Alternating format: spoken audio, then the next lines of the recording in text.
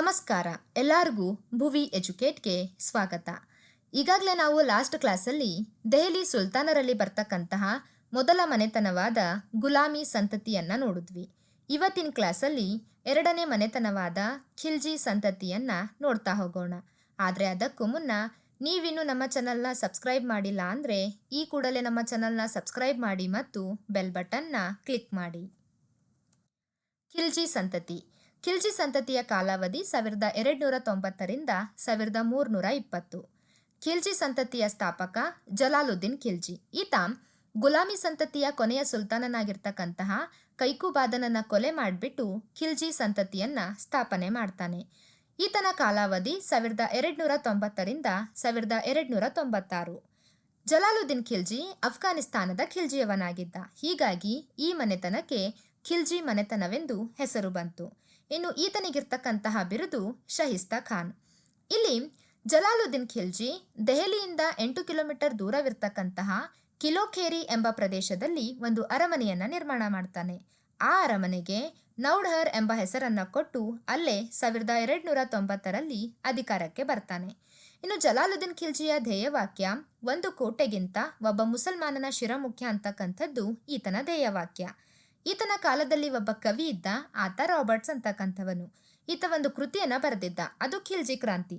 ಈ ಖಿಲ್ಜಿ ಕ್ರಾಂತಿ ಏನನ್ನ ಹೇಳುತ್ತೆ ಅಂದರೆ, ಯಾವ ರೀತಿ ಜಲಾಲುದ್ದೀನ್ ಖಿಲ್ಜಿ ಕೈಕುಬಾದನನ್ನ ಕೊಲೆ ಮಾಡಿಬಿಟ್ಟು ಖಿಲ್ಜಿ ಮನೆತನವನ್ನು ಸ್ಥಾಪನೆ ಮಾಡಿದ ಅಂತಕ್ಕಂಥದ್ದು ಈ ಕೃತಿ ಒಳಗೊಂಡಿರ್ತಕ್ಕಂಥದ್ದನ್ನು ನೋಡ್ತೀವಿ.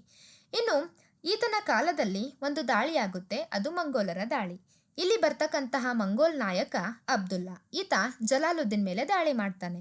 ಆಗ ಜಲಾಲುದ್ದೀನ್ ಖಿಲ್ಜಿ ಅಬ್ದುಲ್ಲಾನನ್ನ ಯಶಸ್ವಿಯಾಗಿ ಹಿಮ್ಮೆಟ್ಟಿಸ್ತಾನೆ. ಈ ಮಂಗೋಲರ ದಾಳಿಯಲ್ಲಿ 30,000 ಮಂಗೋಲ್ ಖೈದಿಗಳನ್ನ ಜಲಾಲುದ್ದೀನ್ ಖಿಲ್ಜಿ ಸೆರೆ ಹಿಡಿತಾನೆ. ಸೆರೆ ಹಿಡಿದಿರ್ತಕ್ಕಂತಹ ಆ ಖೈದಿಗಳನ್ನ ಇಸ್ಲಾಂ ಧರ್ಮಕ್ಕೆ ಮತಾಂತರ ಮಾಡಲಾಗುತ್ತೆ. ಇಸ್ಲಾಂ ಧರ್ಮಕ್ಕೆ ಮತಾಂತರ ಮಾಡಲಾಗಿರ್ತಕ್ಕಂತಹ ಆ ಖೈದಿಗಳನ್ನ ನವ ಮುಸಲ್ಮಾನರು ಎಂದು ಕರೆಯಲಾಯಿತು. ಇನ್ನು ಜಲಾಲುದ್ದೀನ್ ಖಿಲ್ಜಿಗೆ ಒಬ್ಬ ಸೋದರಳಿಯ ಇದ್ದ, ಆತ ಅಲ್ಲಾವುದ್ದೀನ್ ಖಿಲ್ಜಿ. ಈ ಅಲ್ಲಾವುದ್ದೀನ್ ಖಿಲ್ಜಿಯನ್ನ ಖಾರ್ ಮತ್ತು ಮಾಣಿಕ್ಪುರ ಪ್ರದೇಶಗಳ ರಾಜ್ಯಪಾಲನಾಗಿ ನೇಮಕ ಮಾಡಿರ್ತಾನೆ. ಅಲ್ಲಾವುದ್ದೀನ್ ಖಿಲ್ಜಿ ಒಂದು ಸಲ ದೇವಗಿರಿ ಮೇಲೆ ದಾಳಿ ಮಾಡ್ತಾನೆ. ಆದರೆ ಜಲಾಲುದ್ದೀನ್ ಖಿಲ್ಜಿಯ ಅನುಮತಿ ಇಲ್ಲದೆ ದಾಳಿ ಮಾಡ್ತಾನೆ. ಅಲ್ಲಿ ದಾಳಿ ಮಾಡಿಬಿಟ್ಟು ಅಲ್ಲಿರ್ತಕ್ಕಂತಹ ಅಪಾರವಾಗಿರ್ತಕ್ಕಂಥ ಸಂಪತ್ತನ್ನು ಲೂಟಿ ಮಾಡ್ತಾನೆ. ಈತ ದೇವಗಿರಿ ಮೇಲೆ ದಾಳಿ ಮಾಡಿರ್ತಕ್ಕಂತಹ ವಿಷಯ ಜಲಾಲುದ್ದೀನ್ಗೆ ಗೊತ್ತಾಗುತ್ತೆ. ಜಲಾಲುದ್ದೀನ್ಗೆ ಗೊತ್ತಾಗಿದೆ ಅನ್ನೋ ವಿಷಯ ಅಲ್ಲಾವುದ್ದೀನ್ಗೆ ಗೊತ್ತಾಗುತ್ತೆ. ಆಗ ಅಲ್ಲಾವುದ್ದೀನ್ ಏನು ಮಾಡ್ತಾನಂದ್ರೆ ಜಲಾಲುದ್ದೀನ್ಗೆ ಒಂದು ಪತ್ರವನ್ನು ಬರೀತಾನೆ. ನಾನು ನಿನ್ನ ಅನುಮತಿ ಇಲ್ಲದೇನೆ ದೇವಗಿರಿ ಮೇಲೆ ದಾಳಿ ಮಾಡಿದ್ದೀನಿ, ನನ್ನದು ತಪ್ಪಾಗಿದೆ, ಕ್ಷಮಿಸು ಅಂತ ಕೇಳ್ತಾನೆ. ಅಷ್ಟೇ ಅಲ್ಲದೆ ನೀನು ಮಾಣಿಕ್ಪುರಕ್ಕೆ ಬಂದುಬಿಟ್ಟು ನನಗೆ ಕ್ಷಮಿಸಬೇಕು ಅಂತ ಹೇಳ್ತಾನೆ. ಆಗ ಈತನ ಮಾತನ್ನು ನಂಬಿಬಿಟ್ಟು ಜಲಾಲುದ್ದೀನ್ ಖಿಲ್ಜಿ ಏನು ಮಾಡ್ತಾನಂದ್ರೆ ಮಾಣಿಕ್ಪುರಕ್ಕೆ ಬರ್ತಾನೆ. 1296ರಲ್ಲಿ ಅಲ್ಲಾವುದ್ದೀನ್ ಖಿಲ್ಜಿ ಜಲಾಲುದ್ದೀನನ್ನ ಮಾಣಿಕ್ಪುರದಲ್ಲಿ ಕೊಲೆ ಮಾಡ್ತಾನೆ. ಸೊ ಜಲಾಲುದ್ದೀನ್ ಖಿಲ್ಜಿಯ ಸಮಾಧಿ ಸ್ಥಳ ಇರ್ತಕ್ಕಂಥದ್ದು ದೆಹಲಿಯಲ್ಲಿ. ಇದಿಷ್ಟು ನಾವು ಜಲಾಲುದ್ದೀನ್ ಖಿಲ್ಜಿ ಬಗ್ಗೆ ನೋಡಿದ್ವಿ. ಈತ ಆದಮೇಲೆ ಅಧಿಕಾರಕ್ಕೆ ಬಂದಿರತಕ್ಕಂಥವನು ಅಲ್ಲಾವುದ್ದೀನ್ ಖಿಲ್ಜಿ. ಅಲ್ಲಾವುದ್ದೀನ್ ಖಿಲ್ಜಿಯ ಕಾಲಾವಧಿ 1296ರಿಂದ 1316. ಖಿಲ್ಜಿ ಮನೆತನದಲ್ಲಿ ಬರ್ತಕ್ಕಂತಹ ಪ್ರಸಿದ್ಧ ಸುಲ್ತಾನ ಅಲ್ಲಾವುದ್ದೀನ್ ಖಿಲ್ಜಿ. ಅಲ್ಲಾವುದ್ದೀನ್ ಖಿಲ್ಜಿಯ ಮೊದಲ ಹೆಸರು ಅಲಿ ಗುರ್ಷಫ್. ಈತ ತನ್ನನ್ನು ತಾನು ಸಿಕಿಂದರ್ ಎ ಸಾನಿ ಎಂದು ಘೋಷಿಸಿಕೊಂಡು ಅಧಿಕಾರಕ್ಕೆ ಬರ್ತಾನೆ. ಸಿಕಿಂದರ್ ಎ ಸಾನಿ ಅಂದರೆ ಎರಡನೇ ಅಲೆಕ್ಸಾಂಡರ್ ಎಂದು ಅರ್ಥ ಕೊಡುತ್ತೆ. ಈತ ಅಧಿಕಾರಕ್ಕೆ ಬಂದ ಮೇಲೆ ಕೆಲವು ಸುಧಾರಣೆಗಳನ್ನು ಮಾಡ್ತಾನೆ. ಮೊದಲಿಗೆ ಆಡಳಿತವನ್ನು 2 ವಿಭಾಗಗಳಾಗಿ ವರ್ಗೀಕರಿಸ್ತಾನೆ. ಅದರಲ್ಲಿ ಮೊದಲನೆಯದು ಸೈನಿಕ ಸುಧಾರಣೆ, ಎರಡನೆಯದು ಆಡಳಿತಾತ್ಮಕ ಸುಧಾರಣೆ. ಮೊದಲಿಗೆ ನಾವು ಸೈನಿಕ ಸುಧಾರಣೆಯನ್ನು ನೋಡ್ತಾ ಹೋಗೋಣ. ಸೈನಿಕ ಸುಧಾರಣೆಗಳಲ್ಲಿ ಅಥವಾ ಸೈನಿಕ ಸಾಧನೆಗಳಲ್ಲಿ ದಂಡಯಾತ್ರೆಗಳನ್ನು ಕೈಗೊಳ್ತಾನೆ. 2 ವಿಧವಾಗಿರ್ತಕ್ಕಂತಹ ದಂಡಯಾತ್ರೆಗಳು, ಒಂದು ಉತ್ತರ ಭಾರತದ ದಂಡಯಾತ್ರೆಗಳು, ಇನ್ನೊಂದು ದಕ್ಷಿಣ ಭಾರತದ ದಂಡಯಾತ್ರೆಗಳು. ಮೊದಲಿಗೆ ನಾವು ಉತ್ತರ ಭಾರತದ ದಂಡಯಾತ್ರೆಗಳನ್ನು ನೋಡ್ತಾ ಹೋಗೋಣ. ಉತ್ತರ ಭಾರತದ ದಂಡಯಾತ್ರೆಯಲ್ಲಿ ನೇತೃತ್ವ ವಹಿಸಿಕೊಂಡಿರ್ತಕ್ಕಂತಹ ದಂಡನಾಯಕರು ಉಲುಗ್ ಖಾನ್, ನಸ್ರತ್ ಖಾನ್ ಮತ್ತು ಜಾಫರ್ ಖಾನ್. ಇವರೆಲ್ಲರೂ ಅಲ್ಲಾವುದ್ದೀನ್ ಖಿಲ್ಜಿಯ ದಂಡನಾಯಕರು. ಉತ್ತರ ಭಾರತದ ದಂಡಯಾತ್ರೆಯಲ್ಲಿ ಮೊದಲು ದಾಳಿ ಮಾಡಿರ್ತಕ್ಕಂತಹ ಪ್ರದೇಶ ಗುಜರಾತ್ ಮೇಲಿನ ದಾಳಿ. 1298ರಲ್ಲಿ ಗುಜರಾತ್ ಮೇಲೆ ದಾಳಿ ಮಾಡ್ತಾನೆ. ಆ ಸಮಯದಲ್ಲಿ ಅಲ್ಲಿರ್ತಕ್ಕಂತಹ ರಾಜ ಕರ್ಣದೇವ, ರಾಣಿ ಕಮಲಾದೇವಿ. ಕರ್ಣದೇವ ಮತ್ತು ಕಮಲಾದೇವಿಗಿರ್ತಕ್ಕಂತಹ ಮಗಳು ದೇವಲಾದೇವಿ. ಇಲ್ಲಿ ಅಲ್ಲಾವುದ್ದೀನ್ ಖಿಲ್ಜಿ ಕರ್ಣದೇವನ ಮೇಲೆ ಏನಕ್ಕೆ ದಾಳಿ ಮಾಡ್ತಾನಂದ್ರೆ ಕರ್ಣದೇವ ಕಪ್ಪ ಕಾಣಿಕೆಯನ್ನ ಕೊಡೋದನ್ನ ಸ್ಥಗಿತ ಮಾಡಿರ್ತಾನೆ. ಆ ಕಾರಣಕ್ಕೆ ಅಲ್ಲಾವುದ್ದೀನ್ ಖಿಲ್ಜಿ ದಾಳಿ ಮಾಡ್ತಾನೆ. ಅಲ್ಲಾವುದ್ದೀನ್ ಖಿಲ್ಜಿ ದಾಳಿಗೆ ಬಂದಿರತಕ್ಕಂತ ಸಂದರ್ಭದಲ್ಲಿ ಕರ್ಣದೇವ ಸೋತು ತನ್ನ ಮಗಳಾಗಿರ್ತಕ್ಕಂತಹ ದೇವಲಾದೇವಿಯನ್ನ ಕರ್ಕೊಂಡು ದೇವಗಿರಿಗೆ ಪಲಾಯನ ಮಾಡ್ತಾನೆ. ಆ ಸಮಯದಲ್ಲಿ ದೇವಗಿರಿಯಲ್ಲಿರ್ತಕ್ಕಂತಹ ರಾಜ ರಾಮಚಂದ್ರ ಆತನ ಹೆಂಡತಿಯಾಗಿರ್ತಕ್ಕಂತಹ ಕಮಲಾದೇವಿಯನ್ನ ಅಲ್ಲಾವುದ್ದೀನ್ ಖಿಲ್ಜಿ ಅಪಹರಿಸಿ ತನ್ನ ಮಡದಿಯನ್ನಾಗಿಸಿಕೊಳ್ತಾನೆ. ಇದು ಗುಜರಾತ್ ಮೇಲಿನ ದಾಳಿ. ಇದೇ ಸಮಯದಲ್ಲಿ ಅಲ್ಲಾವುದ್ದೀನ್ ಖಿಲ್ಜಿ ಏನ್ ಮಾಡ್ತಾನಂದ್ರೆ ಮಲ್ಲಿಕಾಫರ್ ಎಂಬ ಒಬ್ಬ ವ್ಯಕ್ತಿಯನ್ನ 1000 ದಿನಾರಗಳನ್ನ ಕೊಟ್ಟು ಕ್ಯಾಂಬೆ ಎಂಬ ಮಾರುಕಟ್ಟೆಯಲ್ಲಿ ಕೊಂಡುಕೊಳ್ತಾನೆ. ಪ್ರಶ್ನೆ ಕೇಳಿದ್ರು, ಅಲ್ಲಾವುದ್ದೀನ್ ಖಿಲ್ಜಿ ಮಲ್ಲಿಕಾಫರ್ನನ್ನ ಯಾವ ಮಾರುಕಟ್ಟೆಯಲ್ಲಿ ಕೊಂಡುಕೊಂಡ ಎಂದು. ಅದಕ್ಕೆ ಉತ್ತರ ಕ್ಯಾಂಬೆ. ಇಲ್ಲಿ ಮಲ್ಲಿಕಾಫರ್ನನ್ನ 1000 ದಿನಾರಗಳನ್ನ ಕೊಟ್ಟು ಕೊಂಡುಕೊಂಡಿದ್ದರಿಂದ ಈತನಿಗೆ ಒಂದು ಬಿರುದಿತ್ತು. ಅದು 1000 ದಿನಾರ್ ಕಾಫರ್ ಅಂತಕ್ಕಂತಹ ಬಿರುದು. ಇದು ಅಲ್ಲಾವುದ್ದೀನ್ ಖಿಲ್ಜಿಯ ಮೊದಲ ದಾಳಿ. ಇನ್ನು ಎರಡನೇ ದಾಳಿ ಬಂದ್ಬಿಟ್ಟು ರಾಜಸ್ಥಾನದ ರಣತಂಬೂರ್ ಮೇಲೆ ಆಗಿರ್ತಕ್ಕಂತಹ ದಾಳಿ. ಕಾಲ 1301ರಲ್ಲಿ. ಇಲ್ಲಿ ಬರ್ತಕ್ಕಂತಹ ರಾಜ ರಾಣಾ ಹಮ್ಮಿರದೇವ. ಕಾರಣ ಏನಕ್ಕೆ ಅಂದ್ರೆ ರಣತಂಬೂರ್ ಈ ಮೊದಲು ದೆಹಲಿಯ ಅಧೀನದಲ್ಲಿತ್ತು. ಇಲ್ಲಿ ರಾಣ ಏನ್ ಮಾಡಿರ್ತಾನಂದ್ರೆ ನವ ಮುಸಲ್ಮಾನರಿಗೆ ಆಶ್ರಯವನ್ನ ನೀಡಿರ್ತಾನೆ. ಈ ವಿಷಯ ಅಲ್ಲಾವುದ್ದೀನ್ ಖಿಲ್ಜಿಗೆ ಗೊತ್ತಿರುತ್ತೆ. ಸೊ ಈತ ಏನ್ ಮಾಡ್ತಾನಂದ್ರೆ ತನ್ನ ದಂಡನಾಯಕರಾಗಿರ್ತಕ್ಕಂತಹ ನಸ್ರತ್ ಖಾನ್ ಮತ್ತು ಉಲ್ಗ್ ಖಾನನ್ನ ರಾಣನ ವಿರುದ್ಧ ದಾಳಿಗೆ ಕಳುಹಿಸಿಕೊಡ್ತಾನೆ. ಆಗ ನಸ್ರತ್ ಖಾನ್ ಮತ್ತು ಉಲುಗ್ ಖಾನ್ ರಾಣನ ವಿರುದ್ಧ ಸೋತು ಪಲಾಯನ ಮಾಡ್ತಾರೆ. ಇವರಿಬ್ಬರು ಪಲಾಯನ ಮಾಡಿದ್ಮೇಲೆ ನೇರವಾಗಿ ಅಲ್ಲಾವುದ್ದೀನ್ ಖಿಲ್ಜಿ ರಾಣನ ಮೇಲೆ ದಾಳಿಗೆ ಬರ್ತಾನೆ. ಆ ಸಮಯದಲ್ಲಿ ರಾಣಾ ಹಮ್ಮಿರದೇವ ಕೋಟೆಯಲ್ಲಿ ಅಡಗಿಕೊಳ್ತಾನೆ. ಆಗ ರಾಣಾ ಹಮ್ಮಿರದೇವನ ಮಂತ್ರಿಯಾಗಿರ್ತಕ್ಕಂತಹ ರಣಮಲ್ಲ ಕೋಟೆಯ ರಹಸ್ಯ ಮಾರ್ಗವನ್ನ ಹೇಳ್ತಾನೆ. ಯಾರಿಗೆ? ಅಲ್ಲಾವುದ್ದೀನ್ ಖಿಲ್ಜಿಗೆ. ಆಗ ಈ ರಹಸ್ಯ ಮಾರ್ಗವನ್ನ ಹಿಡಿದುಕೊಂಡು ಅಲ್ಲಾವುದ್ದೀನ್ ಖಿಲ್ಜಿ ಏನ್ ಮಾಡ್ತಾನಂದ್ರೆ ಕೋಟೆಗೆ ಮುತ್ತಿಗೆಯನ್ನ ಹಾಕ್ತಾನೆ.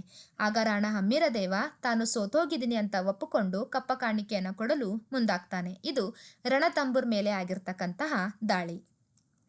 ಇನ್ನು ಮೂರನೇ ದಾಳಿ ಬಂದ್ಬಿಟ್ಟು ರಾಜಸ್ಥಾನದ ಮೇವಾಡದ ಮೇಲಿನ ದಾಳಿ. ಕಾಲ 1303ರಲ್ಲಿ. ಇಲ್ಲಿ ಬರ್ತಕ್ಕಂತಹ ರಾಜ ರತನ್ ಸಿಂಗ್, ರಾಣಿ ಪದ್ಮಾವತಿ ದೇವಿ. ಇಲ್ಲಿ ಅಲ್ಲಾವುದ್ದೀನ್ ಖಿಲ್ಜಿ ಏನಕ್ಕೆ ಮೇವಾಡದ ಮೇಲೆ ದಾಳಿ ಮಾಡ್ತಾನೆ ಅಂದ್ರೆ ರಾಣಿ ಪದ್ಮಾವತಿಯ ಸೌಂದರ್ಯಕ್ಕೆ ಮರುಗಾಗಿ ದಾಳಿ ಮಾಡ್ತಾನೆ. ಹೇಗಾದ್ರೂ ಮಾಡಿ ರಾಣಿ ಪದ್ಮಾವತಿಯನ್ನ ಪಡ್ಕೊಳ್ಬೇಕು ಅನ್ನೋ ಉದ್ದೇಶದಿಂದ ಮೇವಾಡದ ಮೇಲೆ ದಾಳಿ ಮಾಡ್ತಾನೆ. ಯಾವಾಗ ಮೇವಾಡದ ಮೇಲೆ ದಾಳಿ ಮಾಡ್ತಾನೋ ಆಗ ರತನ್ ಸಿಂಗ್ ಮತ್ತು ಅಲ್ಲಾವುದ್ದೀನ್ ಖಿಲ್ಜಿಯ ನಡುವೆ ಯುದ್ಧವಾಗುತ್ತೆ. ಆ ಯುದ್ಧದಲ್ಲಿ ರತನ್ ಸಿಂಗ್ ಸೋತು ಸತ್ ಹೋಗ್ತಾನೆ. ಸತ್ ಮೇಲೆ ಅಲ್ಲಾವುದ್ದೀನ್ ಖಿಲ್ಜಿ ರಾಣಿ ಪದ್ಮಾವತಿಯನ್ನ ಪಡ್ಕೋಬೇಕು ಅಂತ ಅರಮನೆಗೆ ಬರ್ತಿರ್ತಾನೆ. ಆಗ ರಾಣಿ ಪದ್ಮಾವತಿ ದೇವಿ ತನ್ನ 700 ದಾಸಿಯರೊಂದಿಗೆ ಅಗ್ನಿಕುಂಡದಲ್ಲಿ ಪ್ರಾಣತ್ಯಾಗವನ್ನ ಮಾಡ್ತಾಳೆ. ಇದನ್ನ ನಾವು ಜೌಹಾರ್ ಪದ್ಧತಿ ಅಂತ ಕರಿತೀವಿ. ಇಲ್ಲಿ ರಾಣಿ ಪದ್ಮಾವತಿ ದೇವಿ ಜೌಹಾರ್ ಪದ್ಧತಿಯನ್ನ ಅನುಸರಿಸ್ತಾಳೆ. ಈ ಸಮಯದಲ್ಲಿ ಬರ್ತಕ್ಕಂತಹ ಕವಿ ಮಲ್ಲಿಕ್ ಮೊಹಮ್ಮದ್ ಜೈಶಿ ಅಂತಕ್ಕಂಥವನು. ಈತ ಬರೆದಿರ್ತಕ್ಕಂತಹ ಕೃತಿ ಪದ್ಮಾವತ್. ಈ ಪದ್ಮಾವತ್ ಕೃತಿ ಏನ್ ಹೇಳುತ್ತೆ ಅಂದ್ರೆ ಯಾವ ರೀತಿ ರತನ್ ಸಿಂಗ್ ಮತ್ತು ಅಲ್ಲಾವುದ್ದೀನ್ ಖಿಲ್ಜಿಯ ಮಧ್ಯೆ ಯುದ್ಧ ಆಗುತ್ತೆ, ಯಾವ ರೀತಿ ರಾಣಿ ಪದ್ಮಾವತಿ ದೇವಿ ಜೌಹಾರ್ ಪದ್ಧತಿಯನ್ನ ಅನುಸರಿಸ್ತಾಳೆ ಅಂತಕ್ಕಂಥದ್ದು ಈ ಕೃತಿ ಒಳಗೊಂಡಿದೆ. ಇದು ಮೇವಾಡದ ಮೇಲಿನ ದಾಳಿಯನ್ನ ನೋಡಿದ್ವಿ. ಇನ್ನು ನಾಲ್ಕನೇ ದಾಳಿ ಮಾಳ್ವಾದ ಮೇಲಿನ ದಾಳಿ 1305ರಲ್ಲಿ ಆಗಿರ್ತಕ್ಕಂಥದ್ದು. ಇಲ್ಲಿ ಬರ್ತಕ್ಕಂತಹ ಅರಸ ಮೆಹಲುಕ್ ದೇವ ಅಂತಕ್ಕಂಥವನು.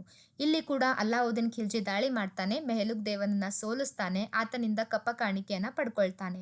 ಇದೇ ಸಮಯದಲ್ಲಿ ಮಾಳ್ವಾದ ಮಹಿಳೆಯರೆಲ್ಲ ಏನ್ ಮಾಡ್ತಾರಂದ್ರೆ ಜೌಹಾರ್ ಪದ್ಧತಿಗೆ ಒಳಗಾಗ್ತಾರೆ. ಇನ್ನು ಐದನೇ ದಾಳಿ ಶಿವಾನುಕೋಟೆ ಮೇಲಿನ ದಾಳಿ 1308ರಲ್ಲಿ ಆಗಿರ್ತಕ್ಕಂಥದ್ದು. ಇಲ್ಲಿ ಬರ್ತಕ್ಕಂತಹ ರಾಜ ಶೀತಲ ದೇವ. ಇಲ್ಲೂ ಕೂಡ ಅಲ್ಲಾವುದ್ದೀನ್ ಖಿಲ್ಜಿ ದಾಳಿ ಮಾಡಿಬಿಟ್ಟು ಶಿವಾನುಕೋಟೆಯನ್ನ ವಶಪಡಿಸ್ಕೋತಾನೆ. ಇದು ಅಲ್ಲಾವುದ್ದೀನ್ ಖಿಲ್ಜಿಯ ಉತ್ತರ ಭಾರತದ ಮೇಲಾಗಿರ್ತಕ್ಕಂತಹ ದಾಳಿಗಳು. ಇನ್ನು ದಕ್ಷಿಣ ಭಾರತದ ದಂಡಯಾತ್ರೆಗಳು. ಕಾಲಾವಧಿ 1307ರಿಂದ 1315.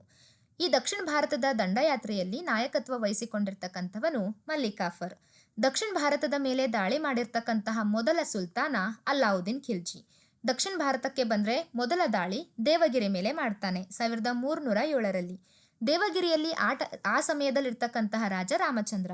ಏನಕ್ಕೆ ದಾಳಿ ಮಾಡ್ತಾನಂದ್ರೆ ಉತ್ತರ ಭಾರತದ ದಾಳಿ ಸಮಯದಲ್ಲಿ ಗುಜರಾತ್ ಮೇಲೆ ದಾಳಿ ಮಾಡಿರ್ತಕ್ಕಂಥ ಸಂದರ್ಭದಲ್ಲಿ ಅಲ್ಲಿರ್ತಕ್ಕಂತಹ ರಾಜ ಕರ್ಣದೇವ ತನ್ನ ಮಗಳೊಂದಿಗೆ ದೇವಗಿರಿಗೆ ಪಲಾಯನ ಮಾಡಿರ್ತಾನೆ. ಈ ವಿಷಯ ಅಲ್ಲಾವುದ್ದೀನ್ ಖಿಲ್ಜಿಗೆ ಗೊತ್ತಿರುತ್ತೆ. ಇದೊಂದು ಕಾರಣ. ಇನ್ನೊಂದು, ರಾಮಚಂದ್ರ ಏನ್ ಮಾಡಿರ್ತಾನಂದ್ರೆ ಕಪ್ಪ ಕಾಣಿಕೆಯನ್ನು ಸ್ಥಗಿತ ಮಾಡಿರ್ತಾನೆ. ಈ ಎರಡು ಕಾರಣಗಳಿಂದಾಗಿ ಅಲ್ಲಾವುದ್ದೀನ್ ಖಿಲ್ಜಿ ದೇವಗಿರಿ ಮೇಲೆ ದಾಳಿ ಮಾಡ್ತಾನೆ. ದಾಳಿ ಮಾಡಿಬಿಟ್ಟು 1307ರಲ್ಲಿ ರಾಮಚಂದ್ರನನ್ನ ಸೋಲಿಸ್ತಾನೆ, ಕರ್ಣದೇವನನ್ನ ಕೊಲೆ ಮಾಡ್ತಾನೆ. ಕರ್ಣದೇವನನ್ನ ಕೊಲೆ ಮಾಡಿಬಿಟ್ಟು ಆತನ ಮಗಳಾಗಿರ್ತಕ್ಕಂತಹ ದೇವಲಾದೇವಿಯನ್ನ ಅಲ್ಲಾವುದ್ದೀನ್ ಖಿಲ್ಜಿ ತನ್ನ ಮಗನಾಗಿರ್ತಕ್ಕಂತಹ ಖಿಜರ್ ಖಾನ್ಗೆ ಕೊಟ್ಟು ಮದುವೆ ಮಾಡ್ತಾನೆ. ಇದು ದೇವಗಿರಿ ಮೇಲೆ ಆಗಿರ್ತಕ್ಕಂತಹ ದಾಳಿ. ಇನ್ನು ಎರಡನೇ ದಾಳಿ ಬಂದ್ಬಿಟ್ಟು ವಾರಂಗಲಿನ ಮೇಲಿನ ದಾಳಿ 1309ರಲ್ಲಿ ನಡೆದಿರ್ತಕ್ಕಂಥದ್ದು. ಇಲ್ಲಿ ಬರ್ತಕ್ಕಂತಹ ರಾಜ ಕಾಕತೀಯ ಅರಸ ಪ್ರತಾಪ ರುದ್ರದೇವ. ಏನಕ್ಕೆ ಅಲ್ಲಾವುದ್ದೀನ್ ಖಿಲ್ಜಿ ದಾಳಿ ಮಾಡ್ತಾನೆ ಅಂದ್ರೆ, ಪ್ರತಾಪ ರುದ್ರದೇವ ಅಲ್ಲಾವುದ್ದೀನ್ ಖಿಲ್ಜಿಯ ಅಧಿಕಾರವನ್ನ ಪ್ರಶ್ನೆ ಮಾಡಿರ್ತಾನೆ. ಅಷ್ಟೇ ಅಲ್ಲದೆ ಕಪ್ಪ ಕಾಣಿಕೆ ಕೊಡೋದನ್ನು ಸ್ಥಗಿತ ಮಾಡಿರ್ತಾನೆ. ಹೀಗಾಗಿ ಅಲ್ಲಾವುದ್ದೀನ್ ಖಿಲ್ಜಿ ದಾಳಿ ಮಾಡ್ತಾನೆ. ಇಲ್ಲಿ ನೇತೃತ್ವ ವಹಿಸಿಕೊಂಡಿರ್ತಕ್ಕಂಥವರು ಯಾರು? ಮಲ್ಲಿಕ್ ಕಾಫರ್. ಇಲ್ಲಿ ಪ್ರತಾಪ ರುದ್ರದೇವ ಸೋತು ಕಪ್ಪ ಕಾಣಿಕೆಯನ್ನು ಕೊಡಲು ಮುಂದಾಗ್ತಾನೆ.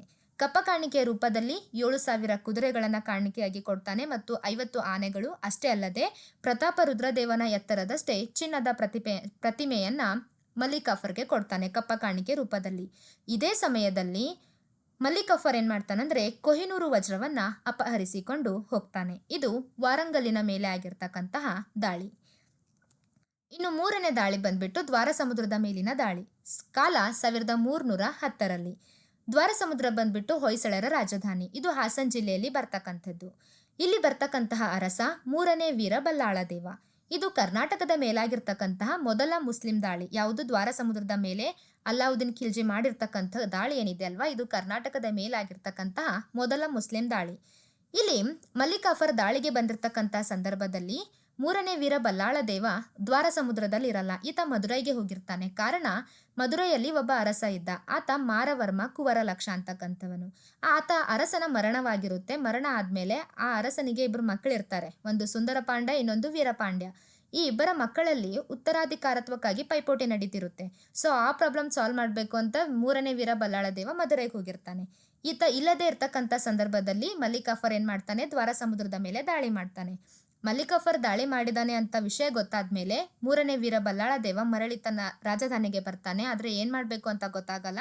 ಸೊ ತಾನು ಸೋತಿದ್ದೀನಿ ಅಂತ ಸೋಲೊಪ್ಕೊಂಡು ವೀರ ಬಲ್ಲಾಳದೇವ ಏನ್ ಮಾಡ್ತಾನೆ ಅಂದ್ರೆ ಕಪ್ಪ ಕಾಣಿಕೆಯನ್ನು ಕೊಡಲು ಮುಂದಾಗ್ತಾನೆ. ಅಷ್ಟೇ ಅಲ್ಲದೆ ಮಲ್ಲಿಕ್ ಕಾಫರ್ ಏನ್ ಮಾಡ್ತಾನೆ? ದೇವಾಲಯದ ಶಿಲ್ಪಗಳನ್ನು ಕೂಡ ವಿರೂಪಗೊಳಿಸಿ ಸಂಪತ್ತನ್ನ ಲೂಟಿ ಮಾಡಿಕೊಂಡು ಹೋಗ್ತಾನೆ. ಇದು ದ್ವಾರ ಸಮುದ್ರದ ಮೇಲೆ ಆಗಿರ್ತಕ್ಕಂತಹ ದಾಳಿ.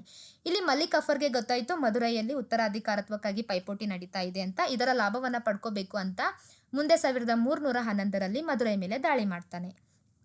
ಅಲ್ಲಿ ಬರ್ತಕ್ಕಂತಹ ರಾಜ ಮಾರವರ್ಮ ಕುವರಲಕ್ಷ. ಈತನಿಗಿರ್ತಕ್ಕಂತಹ ಮಕ್ಕಳು ಸುಂದರ ಪಾಂಡ್ಯ ಮತ್ತು ವೀರಪಾಂಡ್ಯ. ಇವರಿಬ್ಬರು ಉತ್ತರಾಧಿಕಾರತ್ವಕ್ಕಾಗಿ ಪೈಪೋಟಿ ನಡೆಸ್ತಿರ್ತಾರೆ.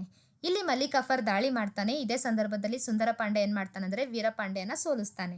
ಆಗ ಸುಂದರ ಪಾಂಡ್ಯನಿಂದ ಮಲ್ಲಿಕ್ ಕಾಫರ್ಗೆ ಕಪ್ಪ ಕಾಣಿಕೆಯನ್ನ ಕೊಡ್ಬೇಕಾಗುತ್ತೆ. ಯಾಕಂದ್ರೆ ಸುಂದರ ಪಾಂಡ್ಯಗೆ ಮಲ್ಲಿಕ್ ಕಾಫರ್ ಸಹಾಯ ಮಾಡಿರ್ತಾನೆ. ಸೊ ಸುಂದರ ಪಾಂಡ್ಯ ಮಲ್ಲಿಕ್ ಕಾಫರ್ಗೆ ಕಪ್ಪ ಕಾಣಿಕೆ ರೂಪದಲ್ಲಿ ಏನ್ ಕೊಡ್ತಾನಂದ್ರೆ 512 ಆನೆಗಳು, 20,000 ಕುದುರೆಗಳು, ಚಿನ್ನದ ಮತ್ತು ಬೆಳ್ಳಿ ಗಟ್ಟಿಯನ್ನ ಕೊಡ್ತಾನೆ. ಇಲ್ಲಿ ಒಬ್ಬ ಕವಿ ಒಂದು ವರ್ಣನೆ ಮಾಡ್ತಾನೆ. ಯಾವ ರೀತಿ ಅಂದ್ರೆ, 1000 ಒಂಟೆಗಳು ಸಿರಿಭಾರವನ್ನ ಹೊತ್ತು ಮದುರೈಯಿಂದ ದೆಹಲಿಗೆ ಬಳಕುತ್ತ ಸಾಗಿದವು ಅಂತ ಹೇಳ್ತಾನೆ. ಅಂದ್ರೆ ಅಷ್ಟೊಂದು ಸಂಪತ್ತಿತ್ತಂತೆ. ಆ ಎಲ್ಲ ಸಂಪತ್ತನ್ನ 1000 ಒಂಟೆಗಳಲ್ಲಿ ಹೇರಿಸಿ ಮದುರೈಯಿಂದ ದೆಹಲಿಗೆ ತೆಗೆದುಕೊಂಡು ಹೋದ್ರು ಅಂತ ಹೇಳಲಾಗುತ್ತೆ. ಇದು ಮದುರೈ ಮೇಲೆ ಆಗಿರ್ತಕ್ಕಂತಹ ದಾಳಿ. ಇನ್ನು 5ನೇ ದಾಳಿ ದೇವಗಿರಿಯ ಮೇಲೆ 2ನೇ ಬಾರಿ ದಾಳಿ ಮಾಡ್ತಾನೆ 1315ರಲ್ಲಿ. ಆ ಸಮಯದಲ್ಲಿ ರಾಮಚಂದ್ರನ ಮಗನಾಗಿರ್ತಕ್ಕಂತಹ ಶಂಕರದೇವ ಅಧಿಕಾರದಲ್ಲಿರ್ತಾನೆ. ಶಂಕರದೇವನನ್ನ ಮಲ್ಲಿಕ್ ಕಾಫರ್ ಕೊಲೆ ಮಾಡಿಬಿಟ್ಟು ಆ ದೇವಗಿರಿಯನ್ನು ಕೂಡ ವಶಪಡಿಸಿಕೊಳ್ತಾನೆ. ಇಷ್ಟೆಲ್ಲ ದಾಳಿ ಮಾಡಿಬಿಟ್ಟು ಎಲ್ಲ ಪ್ರದೇಶಗಳನ್ನು ವಶಪಡಿಸಿಕೊಂಡು ಕಪ್ಪ ಕಾಣಿಕೆಯನ್ನು ಸ್ವೀಕಾರ ಮಾಡಿರ್ತಕ್ಕಂತಹ ಅಲ್ಲಾವುದ್ದೀನ್ ಖಿಲ್ಜಿ ಒಂದು ನೀತಿಯನ್ನ ಅನುಸರಿಸ್ತಾನೆ. ಅದು ದಖನ್ ನೀತಿ. ದಖನ್ ನೀತಿ ಅಂದ್ರೆ ಏನಂದ್ರೆ, ಗೆದ್ದ ಪ್ರದೇಶಗಳನ್ನ ಹಿಂತಿರುಗಿಸಿ ಕೊಡಬೇಕು, ಕಪ್ಪ ಕಾಣಿಕೆಯನ್ನ ಮಾತ್ರ ಸ್ವೀಕಾರ ಮಾಡಬೇಕು. ಏನಕ್ಕೆ ಈ ರೀತಿ ಮಾಡ್ತಾನಂದ್ರೆ, ಅಲ್ಲಾವುದ್ದೀನ್ ಖಿಲ್ಜಿ ಇರ್ತಕ್ಕಂಥದ್ದು ದೆಹಲಿಯಿಂದ ದಕ್ಷಿಣ ಭಾರತಕ್ಕೆ ಬಂದ್ಬಿಟ್ಟು ಇಲ್ಲಿರ್ತಕ್ಕಂತಹ ವಶಪಡಿಸಿಕೊಂಡಿರ್ತಕ್ಕಂತಹ ಪ್ರದೇಶಗಳನ್ನ ನೋಡ್ಕೊಳ್ಬೇಕು ಅಂದ್ರೆ ಕಷ್ಟ ಆಗುತ್ತೆ. ಸೊ ಆಡಳಿತದ ಹಿತದೃಷ್ಟಿಯಿಂದ ಮತ್ತು ಆಡಳಿತ ಪ್ರಯಾಣ ಬಹಳ ಕಷ್ಟಕರದಾಯಕವಾಗಿತ್ತು. ಹೀಗಾಗಿ ಏನ್ ಮಾಡ್ತಾನಂದ್ರೆ ದಖನ್ ನೀತಿಯನ್ನ ಅನುಸರಿಸ್ತಾನೆ. ಗೆದ್ದ ಪ್ರದೇಶಗಳನ್ನ ಹಿಂತಿರುಗಿಸಿ ಕೊಡ್ತಾನೆ, ಆದ್ರೆ ಕಪ್ಪ ಕಾಣಿಕೆಯನ್ನ ಸ್ವೀಕಾರ ಮಾಡ್ತಿರ್ತಾನೆ. ಇದು ದಖನ್ ನೀತಿ. ಆದ್ರೆ ಈ ದಖನ್ ನೀತಿಯಿಂದ ಹೊರಗುಳಿದಿರ್ತಕ್ಕಂತಹ ಪ್ರದೇಶ ಯಾವುದು ಅಂದ್ರೆ ದೇವಗಿರಿ. ಇದಿಷ್ಟು ನಾವು ಅಲ್ಲಾವುದ್ದೀನ್ ಖಿಲ್ಜಿಯ ಉತ್ತರ ಭಾರತದ ಮತ್ತು ದಕ್ಷಿಣ ಭಾರತದ ದಂಡಯಾತ್ರೆಗಳನ್ನ ನೋಡಿದ್ವಿ. ಇನ್ನು ಈತನ ಆಡಳಿತಾತ್ಮಕ ಸುಧಾರಣೆಗಳು. ಆಡಳಿತಾತ್ಮಕ ಸುಧಾರಣೆಯಲ್ಲಿ 4 ಆಜ್ಞೆಗಳನ್ನು ಜಾರಿಗೆ ತರ್ತಾನೆ. ಮೊದಲನೆಯದು ಮೊದಲ ಆಜ್ಞೆ, ಸರ್ಕಾರದ ಆಸ್ತಿಯನ್ನ ಮುಟ್ಟುಗೋಲು ಹಾಕ್ತಕ್ಕಂಥದ್ದು. ಇಲ್ಲಿ ವಕ್ಬ್ ಅಂದ್ರೆ ಉಚಿತ ಧಾರ್ಮಿಕ ದತ್ತಿ, ಇನಾಮ್ ಅಂದ್ರೆ ಉಚಿತ ಭೂಮಿ, ಇಂದ್ರಾತ್ ಅಂದ್ರೆ ಉಚಿತ ವಿಶ್ರಾಂತಿ ವೇತನ. ಈ ಎಲ್ಲಾ ಭೂಪ್ರದೇಶಗಳನ್ನ ರದ್ದು ಮಾಡ್ತಾನೆ. ರದ್ದು ಮಾಡಿಬಿಟ್ಟು ಈ ಭೂಮಿಯನ್ನ ವಶಪಡಿಸಿಕೊಂಡು ಸರ್ಕಾರದ ಭೂಮಿಯನ್ನಾಗಿ ಪರಿವರ್ತನೆ ಮಾಡ್ತಾನೆ. ಅಷ್ಟೇ ಅಲ್ಲದೆ ಈ ಸರ್ಕಾರದ ಭೂಮಿಯನ್ನಾಗಿ ಪರಿವರ್ತನೆ ಮಾಡಿರ್ತಕ್ಕಂತಹ ಈ ಭೂಮಿಗಳನ್ನ ಖಲಿಸಾ ಎಂದು ಕರೀತಾನೆ. ಇದು ಈತನ ಮೊದಲ ಆಜ್ಞೆ. ಇನ್ನು ಎರಡನೇ ಆಜ್ಞೆ ಬಂದ್ಬಿಟ್ಟು ಮದ್ಯಪಾನವನ್ನ ನಿಷೇಧ ಮಾಡ್ತಾನೆ. ಮೂರನೇ ಆಜ್ಞೆ ಸಾಮಾಜಿಕ ಕೂಟಗಳನ್ನ ಬಹಿಷ್ಕಾರ ಮಾಡ್ತಾನೆ. ಇನ್ನು ನಾಲ್ಕನೇ ಆಜ್ಞೆ ಗೂಢಾಚಾರ ವ್ಯವಸ್ಥೆಯನ್ನ ಜಾರಿಗೆ ತರ್ತಾನೆ. ಇಲ್ಲಿ ಗೂಢಾಚಾರ ವ್ಯವಸ್ಥೆಯಲ್ಲಿ ಸದಸ್ಯರನ್ನ ನೇಮಕ ಮಾಡ್ತಾನೆ. ಯಾರ್ಯಾರಿಗೆ? ಕ್ಷೌರಿಕರಿಗೆ, ಅಕ್ಕಸಾಲಿಗರಿಗೆ, ಚಮ್ಮಾರರಿಗೆ ಮತ್ತು ಕುಂಬಾರರಿಗೆ. ಅಷ್ಟೇ ಅಲ್ಲದೆ ಗೂಢಾಚಾರ್ಯ ಇಲಾಖೆಯನ್ನು ಕೂಡ ಸ್ಥಾಪನೆ ಮಾಡ್ತಾನೆ. ಅದಕ್ಕಿರ್ತಕ್ಕಂತಹ ಹೆಸರು ಬರೀದ್ ಎ ಮುಮಾಲಿಕ್ ಅಂತಕ್ಕಂಥ ಹೆಸರು. ಇದು ಗೂಢಾಚಾರ್ಯ ಇಲಾಖೆಗಿರ್ತಕ್ಕಂತಹ ಹೆಸರು. ಇದಿಷ್ಟು ನಾವು ಆಡಳಿತಾತ್ಮಕ ಸುಧಾರಣೆಗಳನ್ನ ನೋಡಿದ್ವಿ. ಇನ್ನು ಕಂದಾಯ ಸುಧಾರಣೆ. ಕಂದಾಯ ಸುಧಾರಣೆಯ ಉದ್ದೇಶದಿಂದ ಕಂದಾಯ ಇಲಾಖೆಯನ್ನ ಸ್ಥಾಪನೆ ಮಾಡ್ತಾನೆ. ಆ ಇಲಾಖೆ ಹೆಸರು ದಿವಾನ್ ಇ ಮಸ್ತಕ್ ರಾಜ್ ಅಂತಕ್ಕಂಥ ಹೆಸರು. ಇಲ್ಲಿ ಪ್ರಶ್ನೆ ಕೇಳ್ತಾರೆ, ಅಲ್ಲಾವುದ್ದೀನ್ ಖಿಲ್ಜಿಯ ಕಂದಾಯ ಇಲಾಖೆ ಹೆಸರೇನು? ಮಾರುಕಟ್ಟೆ ಮುಂದೆ ಬರ್ತಕ್ಕಂಥದ್ದು ಮಾರುಕಟ್ಟೆ ಇಲಾಖೆ ಹೆಸರೇನು? ಗೂಢಾಚಾರ್ಯ ವ್ಯವಸ್ಥೆ ಇಲಾಖೆ ಹೆಸರೇನು ಅಂತ. ಸೊ ಇದು ಇಂಪಾರ್ಟೆಂಟ್ ಆಗಿರ್ತಕ್ಕಂತಹ ಅಂದ್ರೆ ಹೆಸರುಗಳು ನೆನ್ಪಿಟ್ಕೊಳ್ಬೇಕು. ಇಲ್ಲಿ ಕಂದಾಯ ಇಲಾಖೆ ಹೆಸರು ಬಂದ್ಬಿಟ್ಟು ದಿವಾನ್ ಇ ಮಸ್ತಕ್ ರಾಜ್. ಇಲ್ಲಿ ಬರ್ತಕ್ಕಂತಹ ವಿಶೇಷ ಅಧಿಕಾರಿ ಶರಾಫ್ ಖೈನಿ ಅಂತಕ್ಕಂಥವನು. ಇನ್ನು ಹಿಂದೂಗಳ ದಮನಕ್ಕಾಗಿ ಹಿಂದೂಗಳ ಮೇಲೆ ಏನ್ ಮಾಡ್ತಾನಂದ್ರೆ ತಲೆಗಂದಾಯವನ್ನ ವಿಧಿಸ್ತಾನೆ. ಅಂದ್ರೆ ಜಜಿಯಾ ಕಂದಾಯವನ್ನ ವಿಧಿಸ್ತಾನೆ. ಆದ್ರೆ ಬ್ರಾಹ್ಮಣರನ್ನ ಹೊರತುಪಡಿಸ್ತಾನೆ. ಯಾರು? ಅಲ್ಲಾವುದ್ದೀನ್ ಖಿಲ್ಜಿ. ಮುಂದೆ ಬರ್ತಕ್ಕಂಥ ಒಬ್ಬ ಸುಲ್ತಾನ ಫಿರೋಜ್ ಶಾ ಸುಲ್ತಾನ ಏನ್ ಮಾಡ್ತಾನಂದ್ರೆ ಈ ಜಜಿಯಾ ಕಂದಾಯವನ್ನ ಬ್ರಾಹ್ಮಣರಿಗೂ ಕೂಡ ವಿಸ್ತರಣೆ ಮಾಡ್ತಾನೆ. ಸೊ ಹಿಂದೂಗಳ ಮೇಲೆ ತೆರಿಗೆ ವಿಧಿಸಿರ್ತಕ್ಕಂತಹ ಮೊದಲ ಸುಲ್ತಾನ ಅಲ್ಲಾವುದ್ದೀನ್ ಖಿಲ್ಜಿ. ಇದು ಅಲ್ಲಾವುದ್ದೀನ್ ಖಿಲ್ಜಿಯ ಕಂದಾಯ ಸುಧಾರಣೆಗಳನ್ನ ನೋಡಿದ್ವಿ. ಇನ್ನು ಸೈನಿಕ ಸುಧಾರಣೆಗಳು. ಮೊದಲು ಸೈನಿಕರಿಗೆ ಏನ್ ಮಾಡ್ತಿದ್ರು ಅಂದ್ರೆ ಜಹಗೀರು ರೂಪದಲ್ಲಿ ಹಣವನ್ನ ಕೊಡ್ತಿದ್ರು. ಜಹಗೀರು ಅಂದ್ರೆ ಏನ್ ಬರುತ್ತೆ ಅಂದ್ರೆ ಸೈನಿಕರಿಗೆ ಜಮೀನನ್ನ ಕೊಡ್ತಿರ್ತಕ್ಕಂಥದ್ದು.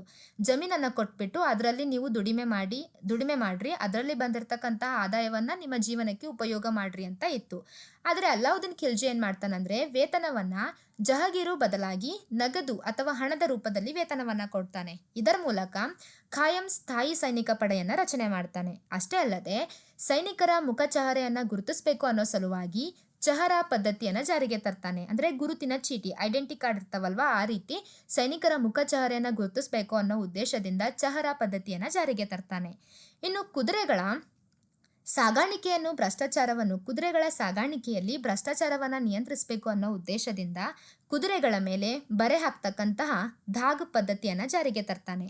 ಯುದ್ಧದ ಸಮಯದಲ್ಲಿ ಸೈನಿಕರ ಗೈರು ಹಾಜರಿಯನ್ನ ನಿಯಂತ್ರಿಸಬೇಕು ಅನ್ನೋ ಉದ್ದೇಶದಿಂದ ಹುಲಿಯಾ ಎಂಬ ಪದ್ಧತಿಯನ್ನ ಜಾರಿಗೆ ತರ್ತಾನೆ. ಈ ಎಲ್ಲಾ ಪದ್ಧತಿಗಳನ್ನ ಜಾರಿಗೆ ತಂದ್ಬಿಟ್ಟು ಸೈನಿಕ ಸುಧಾರಣೆಯನ್ನ ಮಾಡ್ತಿರ್ತಾನೆ. ಅಷ್ಟೇ ಅಲ್ಲದೆ ಭ್ರಷ್ಟಾಚಾರ ತಡೆಯಲು ಸೇನಾ ಅಧಿಕಾರಿಗಳನ್ನ 2 ವರ್ಷಗಳಿಗೊಮ್ಮೆ ವರ್ಗಾವಣೆ ಮಾಡ್ತಾನೆ. ಇದೆಲ್ಲವೂ ಅಲ್ಲಾವುದ್ದೀನ್ ಖಿಲ್ಜಿಯ ಸೈನಿಕ ಸುಧಾರಣೆಗಳು. ನೆಕ್ಸ್ಟ್ ಬರ್ತಕ್ಕಂಥದ್ದು ಮಾರುಕಟ್ಟೆ ಸುಧಾರಣೆ. ಮಾರುಕಟ್ಟೆಯಲ್ಲಿ ಏನಕ್ಕೆ ಸುಧಾರಣೆ ಮಾಡ್ತಾನೆ ಅಂದ್ರೆ ಮಧ್ಯವರ್ತಿಗಳ ಹಾವಳಿಯನ್ನ ನಿಯಂತ್ರಣ ಮಾಡಬೇಕು. ಸೈನಿಕರು ಚೆನ್ನಾಗಿರ್ತಕ್ಕಂತಹ ಜೀವನವನ್ನ ನಿರ್ವಹಣೆ ಮಾಡಬೇಕು. ಅಷ್ಟೇ ಅಲ್ಲದೆ ಸರ್ಕಾರವೇ ಪ್ರತಿಯೊಂದು ವಸ್ತುವಿನ ಬೆಲೆಯನ್ನ ನಿಗದಿ ಮಾಡಬೇಕು. ಅಂದ್ರೆ ಮಧ್ಯವರ್ತಿಗಳಿಂದ ರೈತರಿಗೆ ಏನಾಗುತ್ತೆ ಅಂದ್ರೆ ಆದಾಯ ಚೆನ್ನಾಗಿ ಬರಲ್ಲ. ಸೊ ಮಧ್ಯವರ್ತಿಗಳ ಹಾವಳಿಯನ್ನ ನಿಯಂತ್ರಣ ಮಾಡಬೇಕು. ಮೂಲ ರೈತರು ಆದಾಯದಲ್ಲಿ ದ್ವಿಗುಣ ಕಾಣಬೇಕು ಅನ್ನೋ ಉದ್ದೇಶದಿಂದ ಮಾರುಕಟ್ಟೆಯಲ್ಲಿ ಸುಧಾರಣೆ ತರ್ತಾನೆ. ಅಷ್ಟೇ ಅಲ್ಲದೆ ಮಾರುಕಟ್ಟೆಯಲ್ಲಿ 4 ವಿಧಗಳನ್ನಾಗಿ ವಿಂಗಡಣೆ ಮಾಡ್ತಾನೆ. ಒಂದು ಸಹನ್ ಇ ಮಂಡಿ ಅಂದ್ರೆ ಆ ಮಾರುಕಟ್ಟೆಯಲ್ಲಿ ದವಸ ಧಾನ್ಯಗಳು ಸಿಗ್ತಕ್ಕಂಥದ್ದು, ಅದು ದವಸ ಧಾನ್ಯಗಳ ಮಾರುಕಟ್ಟೆ. ನೆಕ್ಸ್ಟ್ ಸದರ್ ಇ ಅದಲ್ ಅಂತಕ್ಕಂಥದ್ದು. ಈ ಮಾರುಕಟ್ಟೆಯಲ್ಲಿ ಎಲ್ಲ ವಸ್ತುಗಳು ಒಂದೇ ಕಡೆ ಲಭ್ಯವಿರ್ತಕ್ಕಂಥದ್ದು. ಇನ್ನು ಪ್ರಾಣಿಗಳ ಮಾರುಕಟ್ಟೆ. ಆ ಪ್ರಾಣಿಗಳ ಮಾರುಕಟ್ಟೆಯಲ್ಲಿ ಹಸು, ಕುದುರೆ, ಮೇಕೆ ಮತ್ತು ಗುಲಾಮರು ಸಿಗ್ತಕ್ಕಂಥದ್ದು. ಇನ್ನು ಇತರೆ ವಸ್ತುಗಳ ಮಾರುಕಟ್ಟೆ. ಇಲ್ಲಿ ಇತರೆ ವಸ್ತುಗಳನ್ನು ಸಿಗ್ತಕ್ಕಂಥದ್ದು. ಈ ರೀತಿ ಮಾರುಕಟ್ಟೆಯನ್ನ 4 ವಿಧಗಳಾಗಿ ವಿಂಗಡಣೆ ಮಾಡ್ತಾನೆ. ಇನ್ನು ಮಾರುಕಟ್ಟೆ ಇಲಾಖೆ ಒಂದು ಸ್ಥಾಪನೆ ಮಾಡ್ತಾನೆ. ಆ ಮಾರುಕಟ್ಟೆ ಇಲಾಖೆಗಿರ್ತಕ್ಕಂತಹ ಹೆಸರು ದಿವಾನ್ ಎ ರಿಯಾಸತ್ ಅಂತಕ್ಕಂಥ ಹೆಸರು. ಇನ್ನು ಮಾರುಕಟ್ಟೆ ಇಲಾಖೆಯ ಅಧಿಕಾರಿ ಬಂದ್ಬಿಟ್ಟು ಶಹನ್ ಇ ಮಂಡಿ. ಇದು ಮಾರುಕಟ್ಟೆಯ ವಿಧಗಳು ಮತ್ತು ಮಾರುಕಟ್ಟೆಯ ಸುಧಾರಣೆಯನ್ನ ನೋಡಿದ್ವಿ. ಇನ್ನು ಈತನ ಸಮಯದಲ್ಲಿರ್ತಕ್ಕಂತಹ ಕಲೆ ಮತ್ತು ವಾಸ್ತುಶಿಲ್ಪ. ಈತ ಯಾವ ಕಟ್ಟಡಗಳನ್ನ ನಿರ್ಮಾಣ ಮಾಡ್ದ ಅಂತ ನೋಡ್ತಾ ಹೋಗೋಣ. ಅಲ್ಲಾವುದ್ದೀನ್ ಖಿಲ್ಜಿ ದೆಹಲಿಯಲ್ಲಿ ಅಲೈ ದರ್ವಾಜವೆಂಬ ದ್ವಾರವನ್ನ ನಿರ್ಮಾಣ ಮಾಡ್ತಾನೆ. ಇನ್ನು ಹಜಾರ್ ಸುತಾನ್ ಅಂತಕ್ಕಂತಹ 1000 ಕಂಬಗಳಿಂದ ಕೂಡಿರ್ತಕ್ಕಂತಹ ಒಂದು ಅರಮನೆಯನ್ನ ನಿರ್ಮಾಣ ಮಾಡ್ತಾನೆ. ಸಿರಿಯಾ ನಗರ ಮತ್ತು ಸಿರಿಯಾ ಕೋಟೆಯನ್ನ ನಿರ್ಮಾಣ ಮಾಡ್ತಾನೆ. ಈ ಸಿರಿಯಾ ಕೋಟೆಯ ಬಳಿ 70 ಎಕರೆ ವಿಸ್ತೀರ್ಣದ ಹಾಜ್ ಇ ಕಾಸ್ ಎಂಬ ಕೆರೆಯನ್ನ ನಿರ್ಮಾಣ ಮಾಡ್ತಾನೆ. ಅಷ್ಟೇ ಅಲ್ಲದೆ ಜಮಾಯತ್ ಖಾನ್ ಎಂಬ ಮಸೀದಿಯನ್ನು ಕೂಡ ನಿರ್ಮಾಣ ಮಾಡ್ತಾನೆ. ಇದೆಲ್ಲವೂ ಅಲ್ಲಾವುದ್ದೀನ್ ಖಿಲ್ಜಿ ತನ್ನ ಸಮಯದಲ್ಲಿ ನಿರ್ಮಾಣ ಮಾಡಿರ್ತಕ್ಕಂತಹ ಕಟ್ಟಡಗಳು. ಇಲ್ಲಿ ದಕ್ಷಿಣ ಭಾರತದಲ್ಲಿ ತನ್ನ ಆಧಿಪತ್ಯವನ್ನ ಸ್ಥಾಪಿಸಿಕೊಂಡಿರ್ತಕ್ಕಂತಹ ಮೊಟ್ಟ ಮೊದಲ ಸುಲ್ತಾನ ಅಂದ್ರೆ ಅಲ್ಲಾವುದ್ದೀನ್ ಖಿಲ್ಜಿ. ಇದು ಅಲ್ಲಾವುದ್ದೀನ್ ಖಿಲ್ಜಿಯ ಕಲೆ ಮತ್ತು ವಾಸ್ತುಶಿಲ್ಪವನ್ನ ನೋಡಿದ್ವಿ. ಇನ್ನು ಈತನ ಉತ್ತರಾಧಿಕಾರಿಗಳು ಮತ್ತು ಕೊನೆಯ ದಿನಗಳು. ಇಲ್ಲಿ ಅಲ್ಲಾವುದ್ದೀನ್ ಖಿಲ್ಜಿಯ ದಂಡನಾಯಕ ಯಾರಾಗಿದ್ದ? ಮಲ್ಲಿಕ್ ಕಾಫರ್. ಈತ 1316ರಲ್ಲಿ ಅಲ್ಲಾವುದ್ದೀನ್ ಖಿಲ್ಜಿಗೆ ವಿಷ ಮಿಶ್ರಿತವಾಗಿರ್ತಕ್ಕಂತಹ ವಿಳ್ಳೆವನ್ನ ಕೊಟ್ಟು ಅಲ್ಲಾವುದ್ದೀನ್ ಖಿಲ್ಜಿಯನ್ನ ಕೊಲೆ ಮಾಡ್ತಾನೆ. ಕೊಲೆ ಮಾಡಿಬಿಟ್ಟು ಆತನ ಮಗನಾಗಿರ್ತಕ್ಕಂತಹ 6 ವರ್ಷದ ಬಾಲಕ ಶಿಹಾಬುದ್ದೀನ್ ಉಮರ್ನನ್ನ ಮಲ್ಲಿಕ್ ಕಾಫರ್ ಏನ್ ಮಾಡ್ತಾನಂದ್ರೆ ಅಧಿಕಾರಕ್ಕೆ ತರ್ತಾನೆ. ಇನ್ನು ಅಲ್ಲಾವುದ್ದೀನ್ನ ಇನ್ನುಳಿದಿರ್ತಕ್ಕಂತಹ ಮಕ್ಕಳು ಖಜರ್ ಖಾನ್ ಮತ್ತು ಸಾದಿರ್ ಖಾನ್. ಈ ಇಬ್ಬರು ಮಕ್ಕಳನ್ನ ಕಣ್ಣು ಕಿತ್ತಿ ಕೊಲೆ ಮಾಡ್ತಾನೆ. ಇದೇ ಸಮಯದಲ್ಲಿ ಅಲ್ಲಾವುದ್ದೀನ್ ಖಿಲ್ಜಿಯ ಇನ್ನೊಬ್ಬ ಮಗನಾಗಿರ್ತಕ್ಕಂತಹ ಮುಬಾರಕ್ ಶಾ ಏನ್ ಮಾಡ್ತಾನಂದ್ರೆ ಅಲ್ಲಿಂದ ಪಲಾಯನ ಮಾಡ್ತಾನೆ. ಈ ಸಂದರ್ಭದಲ್ಲಿ ಮಲ್ಲಿಕ್ ಕಾಫರ್ ಏನ್ ಮಾಡ್ತಾನಂದ್ರೆ ಆ 6 ವರ್ಷದ ಬಾಲಕನಾಗಿರ್ತಕ್ಕಂತಹ ಸಿಯಾಬುದ್ದೀನನ್ನ ಅಧಿಕಾರದಲ್ಲಿ ಕೂರಿಸ್ಬಿಟ್ಟು 35 ದಿನಗಳ ಕಾಲ ಕ್ರೂರ ಆಡಳಿತವನ್ನ ಮಾಡ್ತಾನೆ. ಪಲಾಯನ ಮಾಡಿರ್ತಕ್ಕಂತಹ ಮುಬಾರಕ್ ಶಾ ಏನಿರ್ತಾನಲ್ವಾ, ಈತ ಮರಳಿ ಬಂದ್ಬಿಟ್ಟು ತನ್ನ ದೆಹಲಿ ಜನತೆಯನ್ನ ಕೂಡಿಕೊಂಡು 1316ರಲ್ಲಿ ಮಲ್ಲಿಕ್ ಕಾಫರ್ನನ್ನ ಕೊಲೆ ಮಾಡಿಸ್ತಾನೆ. ಅದಾದ್ಮೇಲೆ ಮುಬಾರಕ್ ಶಾ 1316ರಲ್ಲಿ ಅಧಿಕಾರಕ್ಕೆ ಬರ್ತಾನೆ. ಮುಬಾರಕ್ ಶಾನನ ಅಧಿಕಾರಾವಧಿ ನೋಡೋದಾದ್ರೆ 1316ರಿಂದ 1320. ಇಲ್ಲಿ ಮುಬಾರಕ್ ಶಾನ ಪ್ರಧಾನ ಮಂತ್ರಿ ಬಂದ್ಬಿಟ್ಟು ಖುಸ್ರು ಖಾನ್. ಈ ಖುಸ್ರು ಖಾನ್ ಮುಂದೆ ಏನ್ ಮಾಡ್ತಾನಂದ್ರೆ ಮುಬಾರಕ್ ಶಾನನ್ನ ಕೊಲೆ ಮಾಡಿ ತಾನು ಅಧಿಕಾರಕ್ಕೆ ಬರ್ತಾನೆ. ಯಾರು? ಖುಸ್ರು ಖಾನ್.